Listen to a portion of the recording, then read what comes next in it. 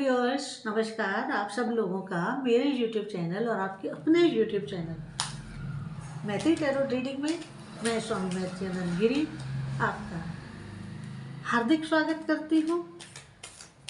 आपकी स्वस्थता, व्यस्तता और मस्तता की कामना के साथ चलिए शुरू करते हैं कि क्या नेचर की तरफ से हमारी लाइफ में क्या होने वाला है।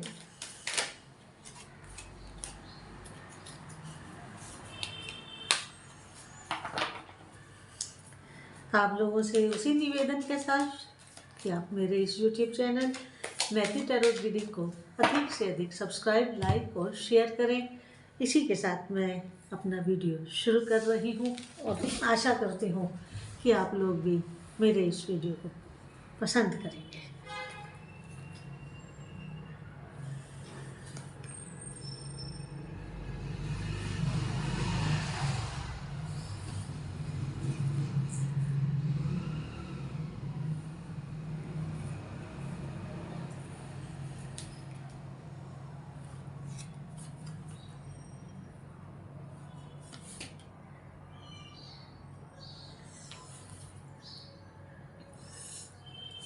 कार्ड्स मेरे सामने आ गए हैं। अब हम रीडिंग शुरू करते हैं कि नेचर की तरफ से क्या मैसेज आ रहा है। Try to understand the message of nature. देखिए, पहला कार्ड ये बता रहा है कि आप लोग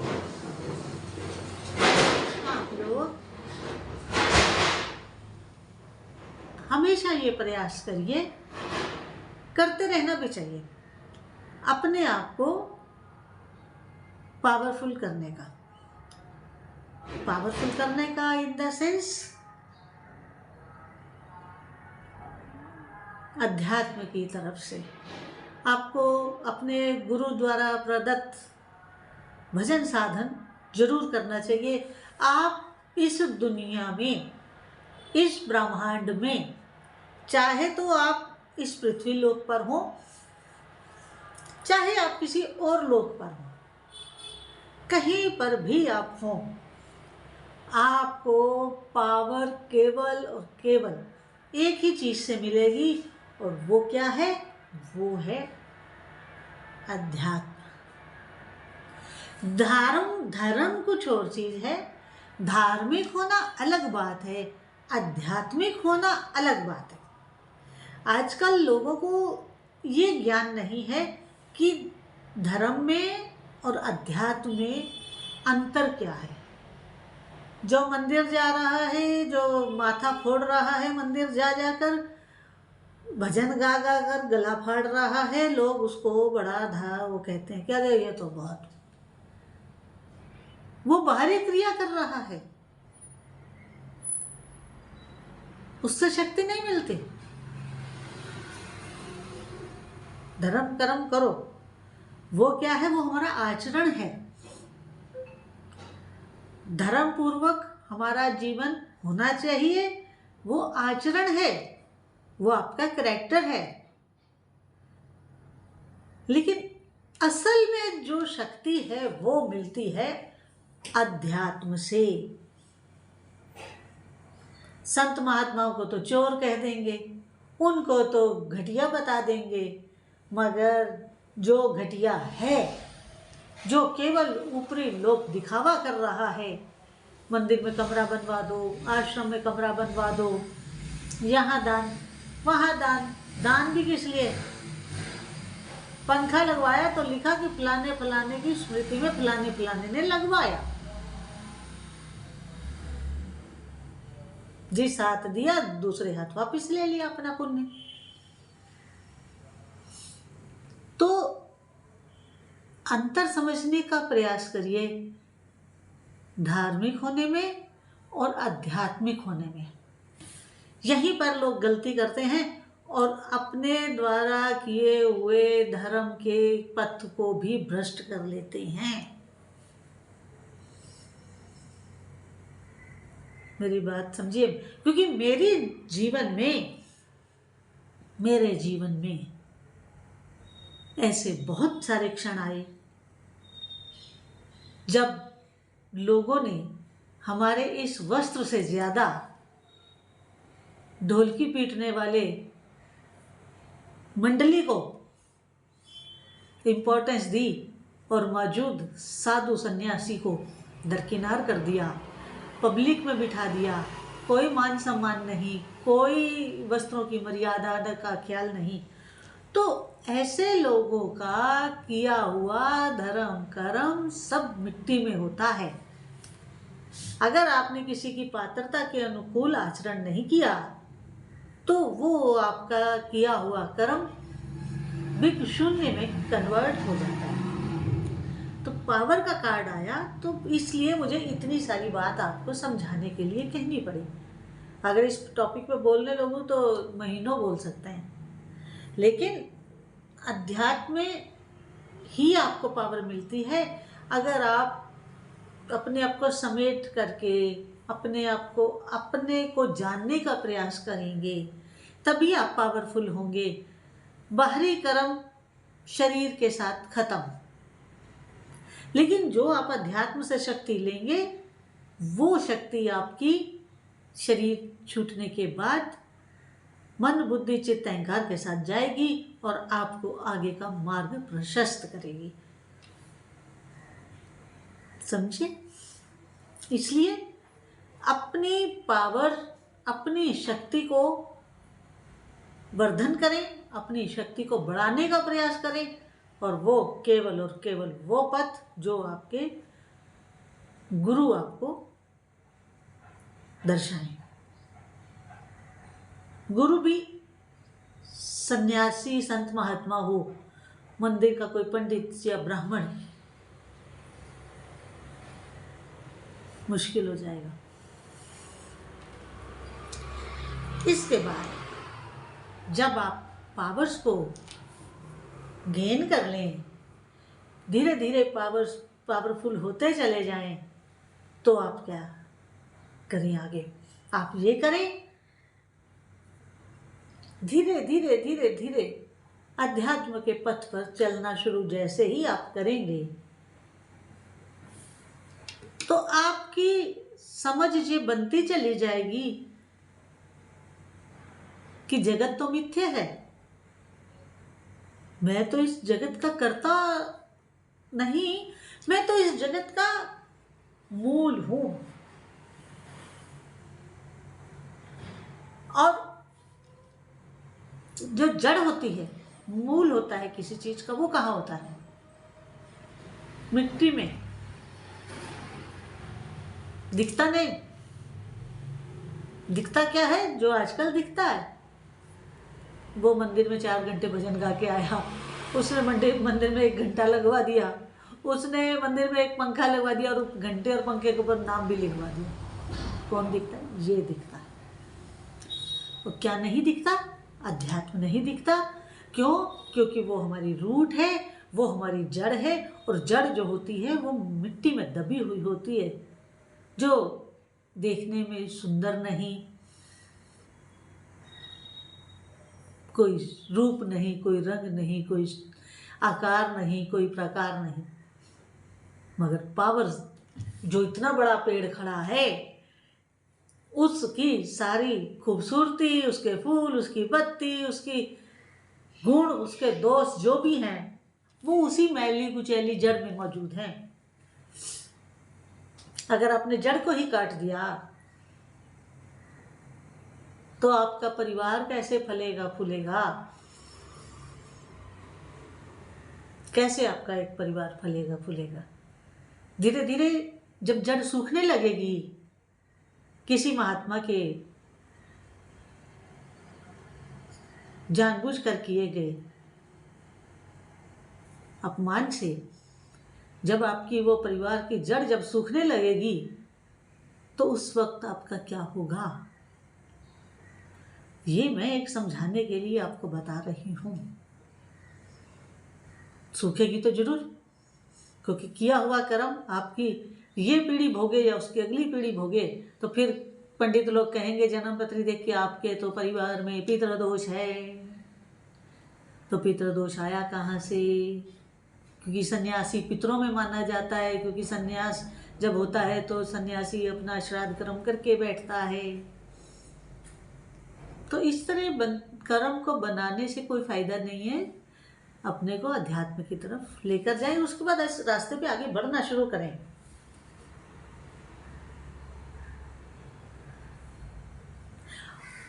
जैसे ही आप अध्यात्म में बढ़ेंगे तो आपका जो ये भौतिक जगत है, घर द्वार परिवार, वो भी बड़े सुंदर वृक्ष की तरह बढ़ता हुआ, फलता फूलता हुआ आपको दिखना शुरू हो जाएगा। आप अध्यात्म में बढ़े, लेकिन आपको संन्यास लेने की आवश्यकता नहीं है। आप अपने परिवार में रहकर भी अपने आप को अध्यात्म में मोड़ सकते हैं, ले जा सकते हैं। जैसे कीचड़ में कमल का फूल खिलता है, जैसे कीचड़ में कमल का फूल खिलता है। तो इस रास्ते के ऊपर बढ़ना धीरे धीरे शुरू कर दीजिए, क्योंकि सनातन परंपरा, इतना बड़ा कुंभ चल रहा है, सनातन की ध्वजा लहरा रही है संगम में। आपको मैं एक बात बताऊं कि वो जो प्रयागराज का संगम है, गंगा मैया है, इतनी वहां पर महिमा है उस स्थान की कि वहां पर आज तक गंगा मैया में कोई डूबा नहीं। इतने बड़े बड़े कुंभ लगे और कब से लगते आ रहे हैं। आग लगती है, हर साल लगती है, क्योंकि कुंभ तो 6 साल और 12 साल के बाद आता है, लेकिन माघ मेला तो हर साल लगता है। तो कभी उस माघ मेले में भी आग से झुलस कर कोई नहीं मरा। तो ये कई इस तरह की और महिमा हैं जो बताई जा सकती हैं, लेकिन समय कम है, मैं आगे चलती हूँ। इसके साथ आपको जब आप अध्यात्म में धीरे धीरे आगे बढ़ेंगे ना, बड़े अद्भुत अनुभव होने लगेंगे जीवन में, जो इस सांसारिक जीवन में रहते हुए कभी नहीं हो सकते। वो जब आप अध्यात्म की तरफ जाएंगे तो वो जो अनुभव है, अनुभव अध्यात्म में मैं अनुभव तो नहीं कह सकती, अनुभूति जो होगी, अनुभूति वो रस है जिसको बयान नहीं किया जा सकता। जैसे किसी गूंगे को गन्ने का रस पिलाओ तो वो नहीं बता सकता कि ये मीठा है कि नमकीन है कि खट्टा है। उसी तरह अध्यात्म की अनुभूति में भी हम लोग गूंगे हो जाते हैं, हम लोग मूक हो जाते हैं। अध्यात्म की अनुभूति जो हमें होती है उसे हम दूसरे को ना बता सकते हैं ना दे सकते हैं, क्योंकि ये जीवन हमारा निपट अपना जगत है। आंतरिक जगत, अंतर जगत केवल और केवल हमारा अपना है, जिसमें कोई बाहरी हस्तक्षेप नहीं हो सकता। इसमें किसी दूसरे व्यक्ति के संग की भी आवश्यकता नहीं है। अगर किसी का इंटरफेरेंस हो गया तो आपका अध्यात्म खत्म। हो सकता है कई लोगों को आज की मेरी टैरो रीडिंग अच्छी ना लगे, लेकिन मुझे तो बहुत अच्छी लग रही है, क्योंकि मेरा तो विषय है ये वाला, मेरा तो जीवन का ध्येय है ये। तो उन वंडरफुल एक्सपीरियंसेस को, इंग्लिश के शब्द तो हमारी संस्कृत के सामने बहुत छोटे हैं, तो अनुभूति जो है वो अनुभूति ही हमें